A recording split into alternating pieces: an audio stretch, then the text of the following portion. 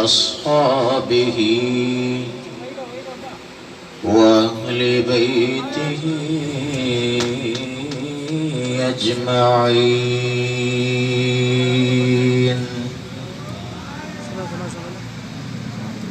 أما بعد فقد قال الله تبارك وتعالى في القرآن الكريم والفرقان العظيم: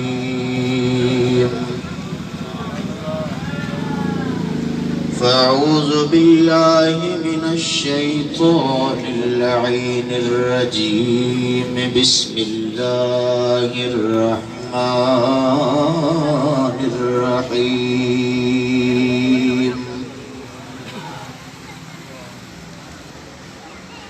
إنا أنزلناه في ليلة القدر وما أدراك ما ليلة القدر. ليلة القدر خير من ألف شهر. تنزل الملائكة والروح فيها بإذن ربهم من كل أمر. سلام هي حتى مطلع الفجر. آمنت بالله صدق الله العلي العظيم. رسوله النبي الحبيب الكريم الأمين. ونحن على ذلك لمن الشاهدين والشاكرين والذاكرين. الحمد لله رب العالمين.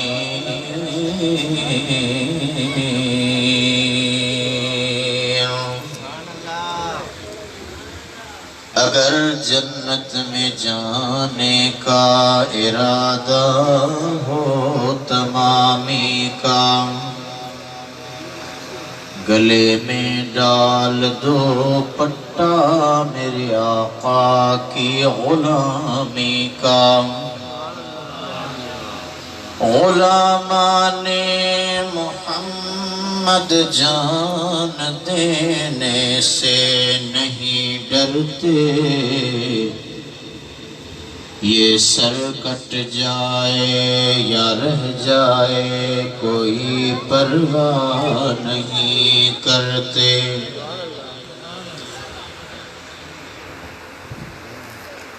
कोई जात में जाने से हमें रोके तो क्यों रोके, कि है जन्नत मोहम्मद की और ये उम्मत मोहम्मद की। माण को मिट सदो में उदाही में सोझरो। हशर बेल हिसाब जे छड़े नवींदो में, सारे सटकंदो में कोहारो के जधनी। हशर जे ॾींहुं हिक पासे अदालत ले खुदा हूंदो, तबे पासे ज़मानत ले मोहम्मद मुस्तफ़ा हूंदो। ये उम्मत खे ॻोल्हींदो अमड़ बचड़े खे जीअं ॻोल्हे। न तेसीं बेहिश्त ॾे वींदो जेसीं हिन वॻ खां जुदा हूंदो। बलगल उला बिकमालिही कशफत दुजा बेजमालिही। हसनत जमीउ खिसालिही सल्लू अलैहि वालिही। अल्लाहुम्मा सल्लि व सल्लिम व बारिक अला सय्यिदना व मौलाना मुहम्मदिन व अला आलिहि व अस्हाबिहि व अहले बैतिहि अजमईन। बिरादरान इस्लाम, वाजिबुल एहतराम सामाईन किराम, अल्हम्दुलिल्लाह अज असां ऐं अव्हां जंहिं सुहिणी महफ़िल में मौजूद आहियूं, उन महफ़िल जी खुदा वारनि जी ग़ुलामीअ जो पट्टो गिचीअ में पियल आहे। बस पोइ उन ग़ुलामीअ जी निस्बत जे सदके अवां जहिड़ा दीवाना परवाना मस्ताना चाहींदा आहिनि त आलिमनि जे विच में वेही करे पंहिंजा गुनाह मदायूं मेटराइण जे लाइ आजिज़ जो हुजण बि ज़रूरी आहे। ख़ुदा कंदो त हेड़नि मुफ़्तिन आलिमनि आरिफन नेकन सालिहन हाफिज़न जे विच में अज असां यहां जॾहिं जामे दुआ कंदासीं, तव्हां सभिनी नेकन भलारन जे सदके मूं जहिड़ो गुनहगार बि अल्लाह जी रहमत सां धोपिजी वेंदो। दोस्तो, नूरानी मस्जिद जी इंतजामिया मोहतरम हाजी मुनीर मेमन साहब, मोहतरम डॉक्टर आशिक मेमन साहब, मोहतरम सहाफ़ी परवेज मेमन साहब, मोहतरम हाजी नईम मेमन साहब, इन मदरसे जे मुहतमिम अव्हां जे इलाइक़े जे जय्यद आलिम हज़रत अल्लामा मौलाना मुफ्ती माशूक अली साहब, उन सां गॾोगॾु हिन फ़कीर सियाहकार हकीर खे हुकुम करे अवां जे साम्हूं कुझु ॻाल्हाइण जे लाइ दावत ॾींदड़ मोहतरम मौलाना रियाज़ अहमद ऐं मुंहिंजे निहायती इल्म व अदब जे मुहसिन दोस्त हाफ़िज़ आबिद अली ख़ासखेली ताहिरी, अवां सभिनी खे जस हुजे, अवां जी मेहनत रब्बुल आलमीन क़बूल ऐं मंज़ूर कई आहे। इन्हीअ जे करे अवां हेड़ी अज़ीम शान महफ़िल में मौजूद आहियो। कंहिं अल्लाह जे कामिल वलीअ खां पुछो वियो त साईं कीअं ख़बर पवे त मुंहिंजी निमाज़ मक़बूल आहे अलाए न? अल्लाह जे उन कामिल फरमायो त अदा नमाज़ फजर पढ़ी थई? साईं हा। नमाज़ ज़ुहर? साईं हा। नमाज़ असर? साईं हा। चई इहा ई त क़बूलियत जो दलील आहे। जे रब्बुल आलमीन तुंहिंजी नमाज़ फजर मक़बूल न करे हा त ज़ुहर ते तोखे तौफ़ीक़ न थिए हा, ज़ुहर मंज़ूर कयई तॾहिं तोखे नमाज़ असर ते तौफ़ीक़ थी आहे। अल्हम्दुलिल्लाह, मां ऐबदार गुनहगार त अव्हां वटि अॼु पहिरियों भेरो आयो आहियां, पर मूंखां पहिरीं बि अव्हां यकीनन खोड़ सारनि आरिफन आलिमन आशिकन मुंहिंजे आका जे मदह ख़्वाननि जो महफ़िलूं सजायूं आहिनि। अॼोकी ही अज़ीम महफ़िल उन जी मक़बूलियत ऐं मंज़ूरियत जो दलील आहे, जो रब्बुल आलमीन अव्हां खे वरी हेड़ी अज़ीम महफ़िल करण जो मौक़ो मुहैया कयो। दोस्तो, खिताब करण खतीब जो कमु आहे, वाइज़ और नसीहत बयान करण आलिम जो कमु आहे। मां न आलिम आहियां न खतीब आहियां, उस कुछ इश्क मोहब्बत जो ॻाल्हियूं तबलीगी अंदाज़ में करे अव्हां खां इजाज़त वठंदुसि। अव्हां जी मोहब्बत मूंखे ॿुधाए पई त अव्हां अल्लाह जे ज़िक्र वारा बि आहियो, मदनी शहनशाह जे ज़िक्र वारा बि आहियो, औलिया अल्लाह जे ज़िक्र वारा बि आहियो। इन्हीअ जे करे त हिते जिथे शमअ इश्क बरंदी आहे, उते परवाना कट्ठे थींदा आहिनि। अवां सब परवाना जे पिरीअ जे प्यार में आया आहियो। यकीनन थाने बुला खान वारो अज रब्बुल आलमीन हिन रहमत भरी महफिल जे सदके सभिनी जा बेड़ा पार फरमाए। दोस्तों, मूं अव्हां जे आॾो मशहूर मारूफ हिकु सूरत सगोरी तिलावत कई आहे।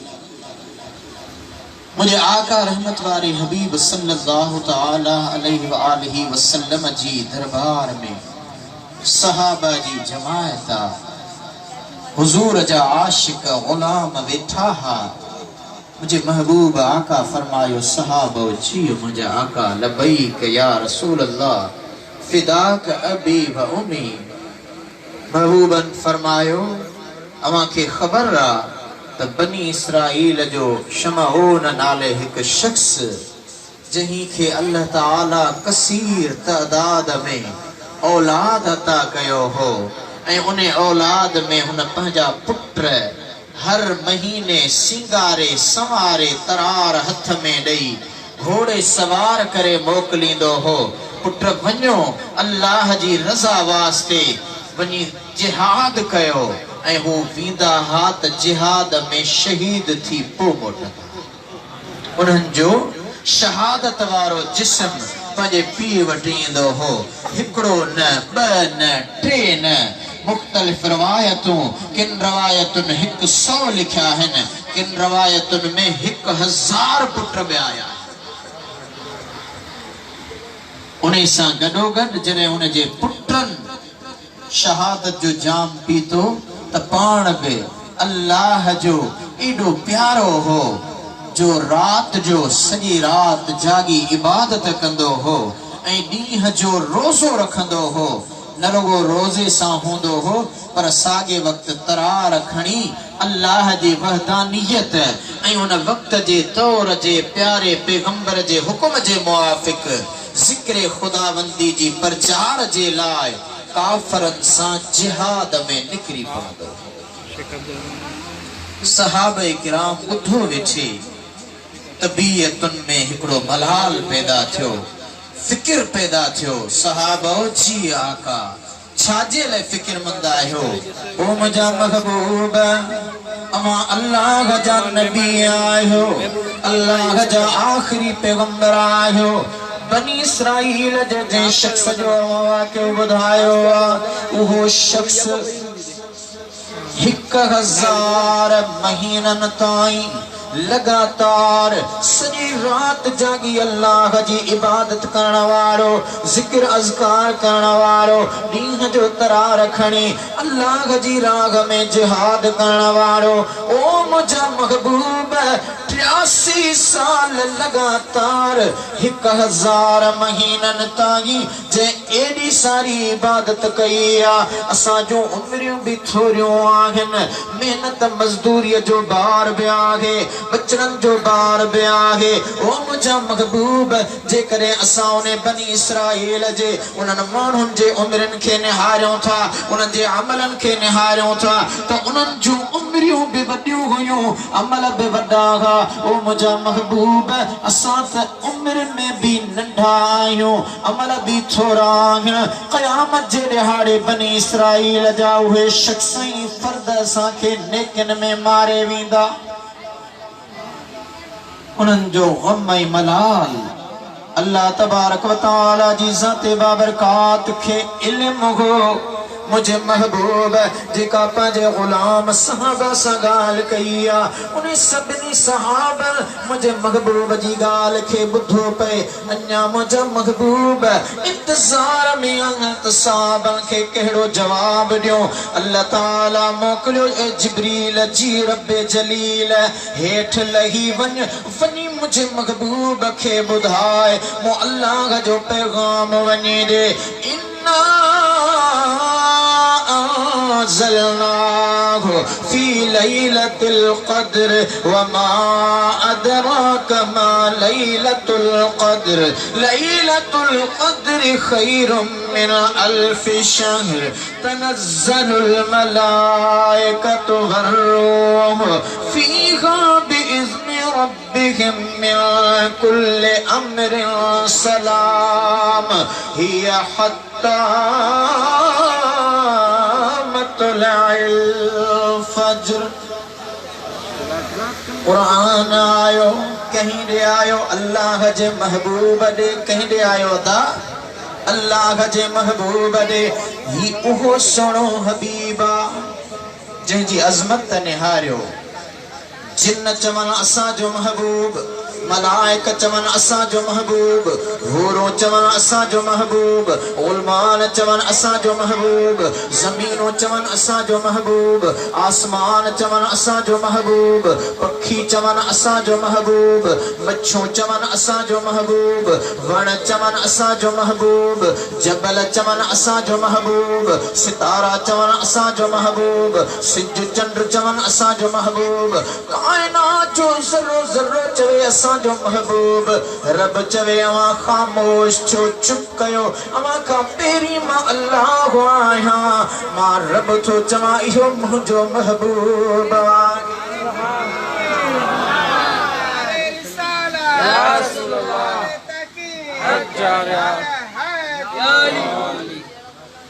अल्लाह जो महबूब, उन्हें महबूब जी महबूबियत कदे खां है जदे खां न मलक हो न फलक हो न बर हो न बगर हो, का भी शय को नहीं। सोने सैयद अब्दुल लतीफ भिटाई रहमतुल्लाह अलैह जी दरबार में हलों था।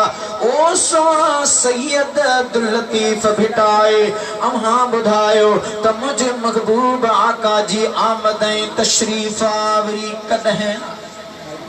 ॾाढिया सुभान अल्लाह चओ। मूंखे अंदाज़ो आहे तव्हां पंहिंजे सुकून वारे माहौल में पुरसुकून वेठा आहियो।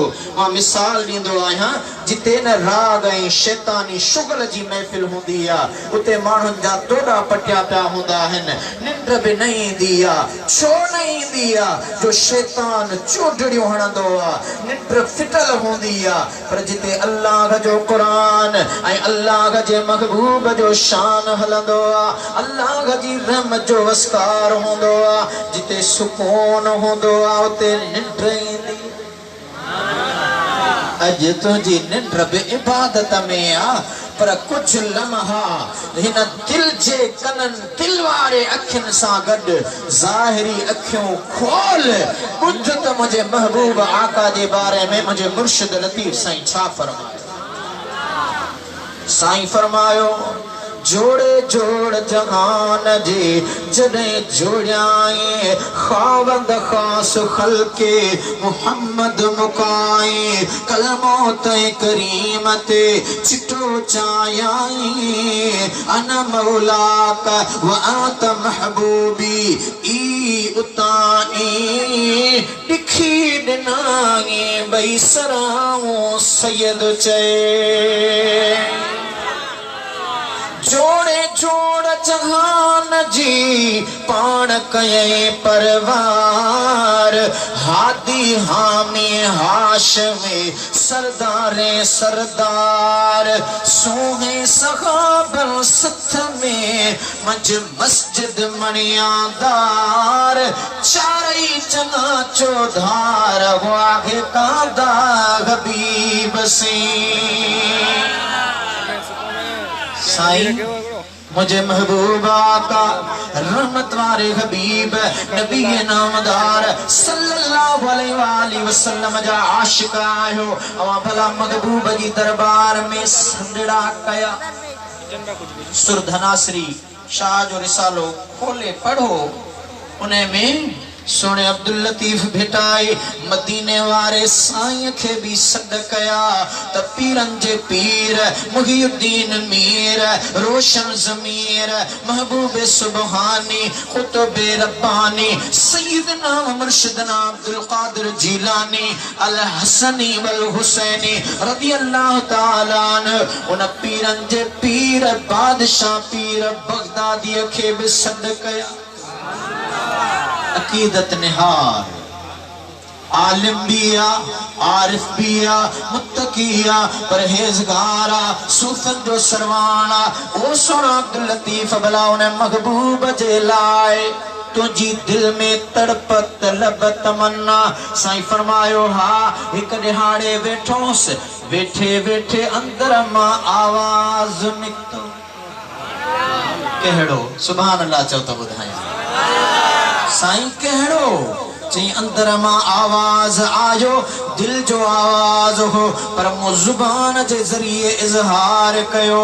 ओ मदीने जा घोट सुन मुझा सदड़ा, कछ मोहम्मद मोट ही आसी तुझे आसरे।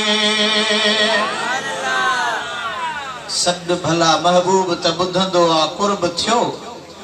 चई त महबूब के मुझा लफ्ज वणन प्या, हुजूर मुझी हाज़री मकबूल मंजूर कई। मुझी दिल में अन्या तड़प पैदा थी अब्दुल लतीफ, अन्या भी महबूब के सद बियो सद कयुम। मदीने जा शेर सुन मुझा सदड़ा, भर मुबारक पेर यासियां जे आसरे। साईं भला हाणे छा थियो? चई अन्या शरीयत जो टियों सद भी करणो पियो। बस सद त कयम पर हाणे दिल में सोच में अब्दुल लतीफ जे करें कहीं के का गाल चईबी आ, दावत ॾिबी आ, वो दोस्त दावत कबूल न कंदो आ। का मेड़ मिंथ कबी आ, मेड़ मिंथ कबूल न होंदी आ त पंहिंजी ज़ात सां गॾु के चार चङा वठी वञबा आहिनि, या उन मेड़ खे सुहिणो करण जे लाइ को अहिड़ो ज़रियो ऐं वसीलो बणाइबो आ जंहिं वसीले सां अॻिलो परची पवंदो। साईं को तव्हां कहिड़ो वसीलो वरतो? चई अॻियां जे कॾहिं नबीअनि जो सरदार आ, मुरसलनि जो इमाम आ त उन जे आॾो वसीलो बि मां अब्दुल लतीफ अहिड़ो वठी वियुसि। साईं कहिड़ो? चई अर्ज़ कयुम मदीने जा शाह सुन मुझा सदड़ा, कारण रब अल्लाह सिगोरस जो सुपरी। साईं मां अब्दुल लतीफ तुंहिंजो बच्चो, ओ मुझा महबूब भला हाणे वसीलो थो विझाए त अल्लाह जे वास्ते कुर्ब कर हलिया। कुर्ब थियो? साईं फरमायो हा। साईं दुनिया जे अंदर सिज निकरंदो आ, शुआ कंदो आ, चंद्र निकरंदो आ, शुआ कंदो आ, लेकिन ही उहो महबूब आ जेखां सिज ऐं चंद्र बि नूर जी खैरात वठंदा आहिनि। साईं फरमायो हा। भला महबूब कॾहिं आयो? चई सद मूं आधी रात जो कया हा त मुंहिंजे उन महबूब कुर्ब बि आधी रात जो ई कयो। उताही अध रात जो पिरीं पसायो पाण, तॾ चंद्र कतिन साण पेगी वियो पाताल में। चई महबूब आया, चंद्र कतिन तारन सां गॾु नज़र न पे आयो, लिकी वियो त हिन हबीब जी सूंह जमाल जो मां चंद्र बि मुहताज आहियां, हिन सोणे हबीब जे हुस्न कमाल सां मुकाबलो।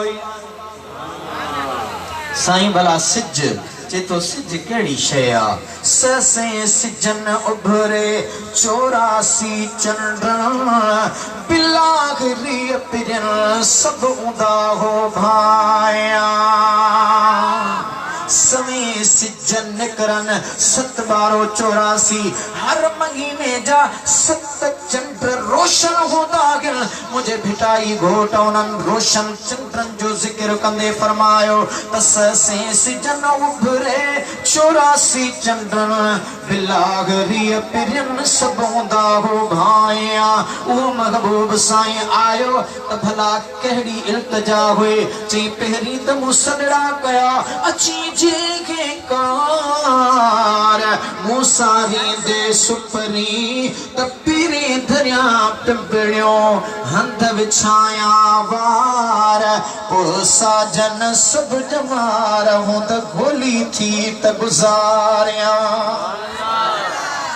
सही आयो त भला काथे वेहारी चीज को मुझो इस्तकबाल जो अंदाज हो वो तमो आका दी दरबार में पेश कयो पर अब साईं भला बुधायो त सही अम्हा होयो या अम्हा संगत के फकीर बि हुआ सी फरमायो त को भी सच्चो आशिक पाजे महबूब डा बेखे निगाह खणन पसंद न कंदो साईं अव्हां भी ये कयो चई हा मु आका के अर्ज कयो ओ मुझा महबूब अखिन में थी वे तवारे छपर ढकिया तोखे निसे मदे हो मकी पसा आओ बियो ओ सोना महबूब मुझे नेणन में थी वे अल्लामा इकबाल खां पुछो इकबाल जी भिटाई घोट केड़ी गाल कई खेचे तो हबीब मां अखियों बंद कया तू मुझे नेणन में हुजी जने छपर बंद थींदा त तोखे मां दिसा ऐं तोखे बियो न दिसे इकबाल चयो भिटाई सच तो चवे सही कीअं शायर जो जवाब शायराना अंदाज चवे थो उल्टी ही चाल चलते गए दीवान गान इश्क आंखों को बंद करते हैं दीदार के लिए भिटाई फरमायो पट्टियां ता अंधियों पूरियों पिरी पसंद इश्क निहार दर्द निहार पट्टियां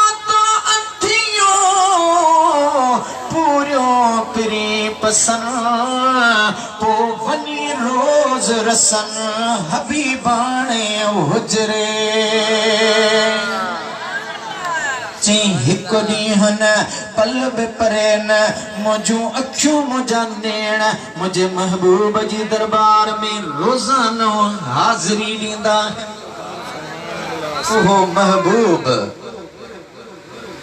जेके रब्बुल आलमीन तसल्ली ॾिनी इन्ना अंज़लनाहु फी लैलतिल क़द्र असां लैलतुल क़द्र जे अंदर पंहिंजे किताब क़ुरान करीम खे नाज़िल फरमायो लैलतुल क़द्र खैरुम मिन अल्फ शहर उहा लैलतुल क़द्र जेका 1000 महीना का भलिया दोस्तों अजीजो अज़मत कुरान जी महफिल वो कुरान करीम अज़मत वारो रहमत वारो बरकत वारो किताब उन्हें जी अज़मत निहा तू असा दुनिया जे अंदर जिंदा आयो यकीनन मौत बरहका अज सुबान परीय खबर न पवंदी अज जो नंढो बार सुबह जो जवान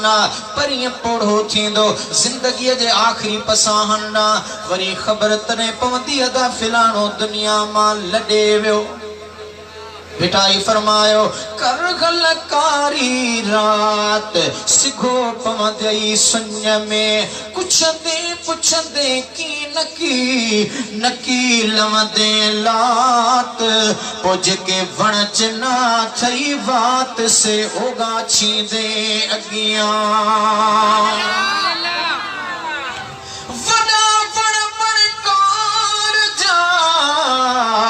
जिते नाग सुझन नीला उते अब्दुल लतीफ चवे कया हे खलिन हीला जिते कुटुंब न कबीला उते रबर रस जाए राग में इंसान मरी वियो हाणे हिकड़ो इंसान दम परवास थी वियो लाश खट ते पियला दिसे थो मुझी अम्मा मुझी मासी मुझी भेण मुझी घरवारी मुझा बच्चा मुझा माइट मिट पारन में आहन, रोण में आहन, गम वारे तकलीफ में आहन, लेकिन हा हिकड़ो शख्स नूरानी वो मुझे मथा चुप कयो बीठो। हाने जॾहिं बाबा वारो कयो मौली साहब के वठी अचो तो गुस्ल जे कफन जो इंतजाम कयो वियो। गसाल जॾहिं उन्हें खे गुस्ल ॾियण लॻो आ, हाणे उहो शख्स ते गुस्ल महल बि उन्हें सां गॾु मैयत खे गुस्ल ॾींदड़ नथा ॾिसनि पर वो मैयत ॾिसे थो। गुस्ल ॾेई तैयार करे जनाज़े निमाज़ जे लाइ जनाज़ो खयो वियो। हाणे उन्हें जनाज़े सां बि उहो गॾु आहे। नमाज जनाजा जे ले आया, नमाज जनाजा पढ़ी। हाने जड़े लहद जे अंदर लाहन था तड़े भी गड्डा लहद जे अंदर लहण खां पो जड़े तो असा के मिट्टी दई दफनाए वेंदा आहिनि त पो सभई दोस्त अजीज मिट माइट छॾे हलिया ईंदा आहिनि। अबाई आहे या न ॻाल्हायो। दफनाइण खां पो बज़ाहिर साईं वॾो माण्हू हो, साईं वॾो आलिम हो, वॾो आरिफ हो, वॾो बुजुर्ग हो, वॾो सरदार हो, वॾो जमींदार हो, वॾो रईस हो। वॾेरा भी आया, वजीर आजम भी आया, वजीर आला भी आयो, गवर्नर भी आयो, इलाके जा सरदार भी जनाजे में आया। दफनाइण वेले बज़ाहिर उन्हें जे लाइ गुलन जो हज़ारे चादरों आयो, कीमती कीमती अजरक अची विया। लेकिन हाणे जॾहिं दफनाए उन्हें खे आखिरी पट्टी बंद करण जे लाइ स्लेब या तख्तो रखंदा आहिनि या आखिरी ॾक रखिया वेंदा आहिनि। चवंदा आहिनि दा वारो कर इन जे मथां जेको आखिरी अजरक पियल आहे इहो भी कढी वठ। अवई आहे या न को फाटल पुराणो अजरक भी न ॾींदस, छॾे ॾियोसि इन ई कफन में हुजे। जॾहिं उनखे दफनाए मथां जेकॾहिं आशिक़े रसूल त उनजे मथां कुरान जूं आयतूं भी पढ़ियो वेंदियूं, सोने हबीब जी नात भी पढ़ी वेंदी, अल्लाह जे ज़िक्र जूं तवारूं भी हूंदियूं, क़ब्र जे मथां आज़ान तकबीर भी चई वेंदी। लेकिन जॾहिं दफनाए करे वापस वरन था उहो दफन थींदड़ शख्स ॾिसे तो हा सभई हलिया विया, लेकिन ही नूरानी शख्स अञा भी मूंसां गॾु। हाणे क़ब्र वारो क़ब्र जे अंदर उन सां हम कलाम थी रहियो आ। ओ अता दे त ख़बर माइट छॾे विया, मिट छॾे विया, दोस्त छॾे विया, अज़ीज छॾे विया, लताड़े गलिया विया। लेकिन तूं मां ॾिसां थो त मुंहिंजे साह निकिरण खां पोइ मूंसां जेको गॾु आहीं क़ब्र जे अंदर भी गॾु आहीं। ॾे त ख़बर तूं आहीं केरु, पंहिंजो तारीफ़ पंहिंजी सुञाणप करा। चई नथो सुञाणी, चई न, चई जे नथो सुञाणी त ॿुध मां दुनिया जे अंदर तो जहीं सा नीह रखियो हो, जैसा चाह रखियो हो, जहीं सा प्यार कयो हो, मां उहो अल्लाह जो कुरान करीम आया। माइट छॾे वेई, मिट छॾे वेई, दोस्त छॾे वेई, लेकिन अॼु तुंहिंजे मथां मां मौजूद आहियां। क़ब्र जी भीड़ साॼे खां पई अचे त क़ुरान रोके रहियो आहे, खाॿे खां पई अचे क़ुरान रोके रहियो आहे, पेरांदी खां पई अचे क़ुरान रोके रहियो आहे, सेरांदी खां पई अचे क़ुरान रोके रहियो आहे। मुनकिरो नकीर आया, ए मुनकिरो नकीर कहीं खां पुछण आया आहियो। ही त उहो शख्स जंहिं मूंसां दुनिया में नीह रखियो हो, प्यार कयो हो। अॼु दुनिया जा दोस्त सभु उनखे छॾे विया, लेकिन मां हिन सां गॾु आहियां। पोइ जहीं जी क़ुरान शफ़ाअत करे उन्हीं जा भाग भला आहिनि या न। अल्हम्दुलिल्लाह हाफ़िज़ साईं ख़त्मो जे पूरो कयो। हाफ़िज़ साहब जो नालो हाफ़िज़ सज्जाद। सुभान अल्लाह, ॾाढा चओ सुभान अल्लाह। हाफ़िज़ खे त मुबारकूं पर उन्हनि जे अबे अम्मा खे मुबारक।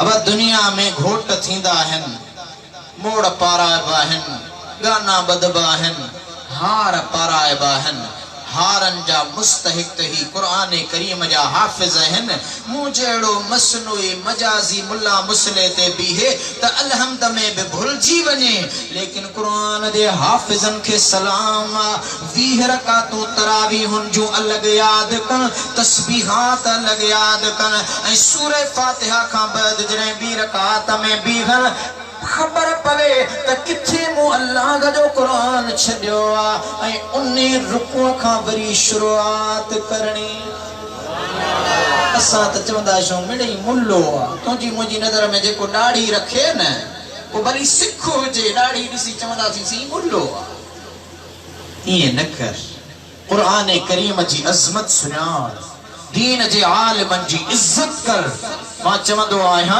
त ए थाने बोला खान वारो अमा जे इलाके में रहो था अमा जे इलाके जो केड़ो भी सरदार केड़ी भी पार्टी जो लीडर उन्हें जा झंडा खणदो उन्हें जा नारा खणदो इलेक्शन वेले उन्हें के प्यारो होंदो लेकिन मुझे महबूब जे ही आलिम हाफिज मुस्तफा करीम जे दीन जा फरकरागन जे कने पीपले के पीपी वारो प्यारो लीग लेके लीग जो वर्कर प्यारो कहीं भी पार्टी वाले के उन्हें जो वर्कर प्यारो ता अमा के अमा जा वर्कर मुबारक हो जन ही दीन जा आलिम हाफिज भली दुनिया जे के लीडर जा नगमा नगागन लेकिन वहवा ही मुझे आका मदीने वाले मुस्तफा करीम जे दीन जा वर्कर है अल्लाहु अकबर या रसूल अल्लाह